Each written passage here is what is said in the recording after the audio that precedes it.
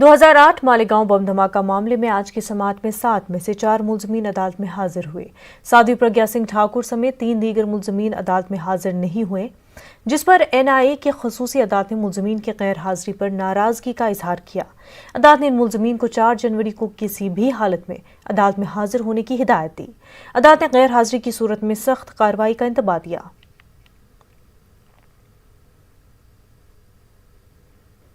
मुल्क में कोरोना के मुसद्दिक़ा मामले 1 करोड़ से तजावुज़ कर गए हैं। 1 करोड़ या इससे ज़्यादा कोरोना मुतासरीन रखने वाला हिंदुस्तान दुनिया का दूसरा मुल्क है।